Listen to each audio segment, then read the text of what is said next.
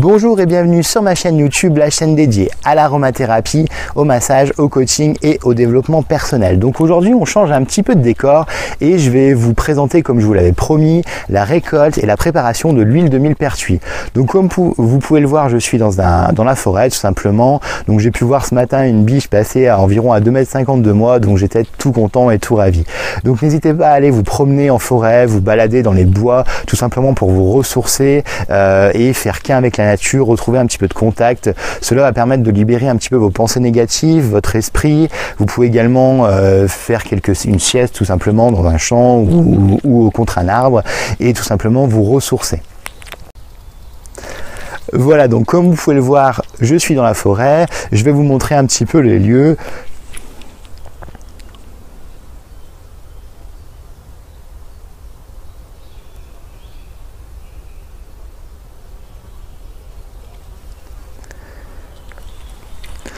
Donc voilà, c'est une chance aussi de travailler dans ce métier tout simplement car on peut se balader, ramasser certaines plantes médicinales que l'on connaît, ramasser toujours ce que vous connaissez, c'est important.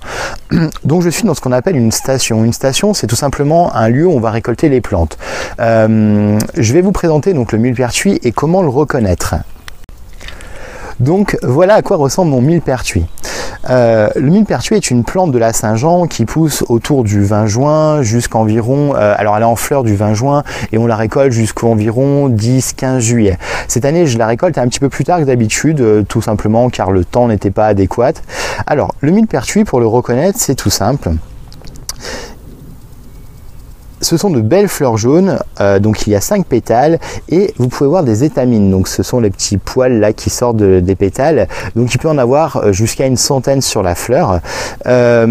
Ensuite les boutons floraux, donc les boutons floraux, pour savoir si on est en présence de millepertuis et surtout du bon millepertuis, car il existe plusieurs espèces, je vais prendre un bouton floral, tout simplement le frotter sur mon doigt et je peux voir que mon doigt devient rouge, donc c'est l'hypericine et l'hyperfoline que contient le millepertuis. Ce sont deux molécules qui sont dans cette plante qui donnent cette couleur rouge tout simplement que l'on va retrouver après macération de notre huile. Une autre façon de reconnaître le millepertuis, ce sont ses feuilles. Donc ces feuilles sont très importantes. En latin, notre millepertuis c'est Hypericum perforatum, 1000 trous tout simplement. 1000 trous, pourquoi 1000 trous? Tout simplement car quand on va mettre une feuille au soleil, je vous montrerai un petit peu plus en gros plan, donc je vais voir en fait des trous. Ce sont les poches à essence que contiennent la plante, car le millepertuis est une plante avant tout aromatique et nous pouvons distiller pour obtenir une huile essentielle tout simplement. Sa tige également. Donc sa tige est nervurée de deux côtés. Voilà. Donc elle possède deux nervures. Vous pouvez voir un petit peu le relief. Voilà, de chaque côté de la tige. Et c'est une tige également dure. Voilà. Donc là vous êtes sûr d'être en présence du bon millepertuis, de l'Hypericum perforatum. Donc pour ma récolte, je vais tout simplement me prémunir d'un couteau et d'un panier en osier ou d'un sac en toile, de lin par exemple, ou de coton. Privilégiez toujours des matières naturelles afin que la plante n'étouffe pas et de respecter tout simplement la nature. Respectez toujours les lieux où vous êtes et prélevez uniquement ce que vous avez besoin.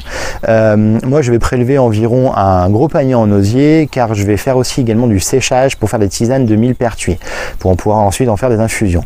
Au niveau de la plante, donc je vais prélever environ 1 à 2 tiers de ce que j'ai besoin et 1 à 2 tiers de la plante. Laissez également les plantes les plus robustes, tout simplement pour qu'elles puissent résister aux invasifs ou aux problématiques qu'elles peuvent rencontrer dans l'année et vous pourrez comme ça la récupérer et la retrouver l'année précédente. Je vais pouvoir maintenant récolter mon millepertuis, donc je vais remplir, comme je vous disais, environ un panier en osier. Donc mon panier en osier ressemble à cela, voilà, en termes de profondeur. Moi, je vais remplir environ 2 tiers du panier pour faire mes préparations. Donc voilà, je vais pouvoir ramasser maintenant mon millepertuis et je vous retrouve tout à l'heure pour la préparation du macérat huileux de millepertuis.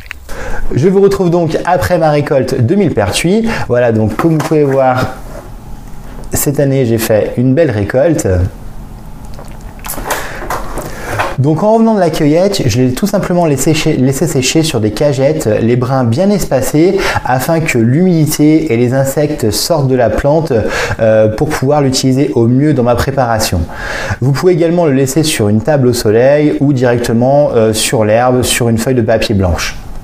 Quelques précisions que je ne vous ai pas données tout à l'heure sur la cueillette. Veillez toujours à récolter vos plantes médicinales loin des routes, des prés, des usines ou des voies ferrées afin que la pollution due à ces endroits ne vienne pas altérer directement votre plante.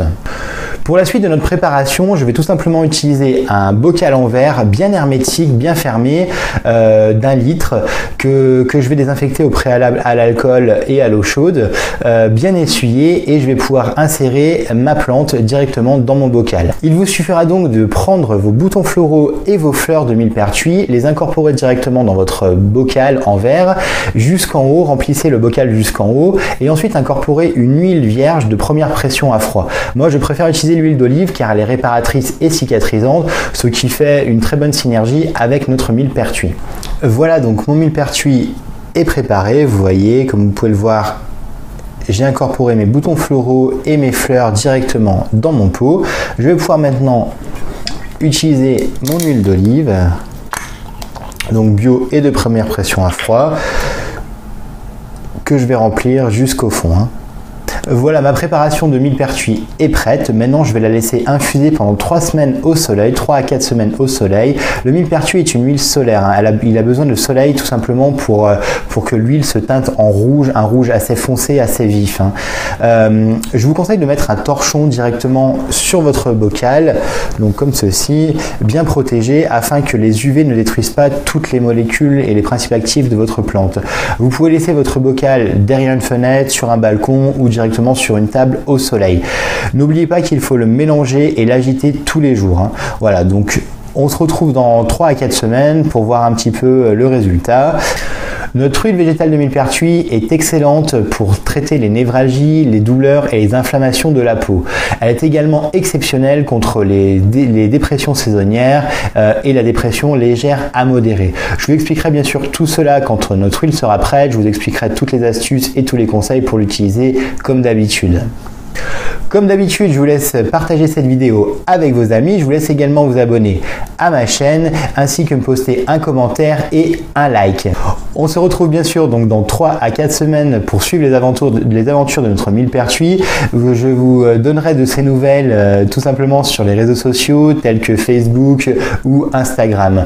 N'hésitez pas encore une fois à partager et à vous abonner et je vous dis à bientôt.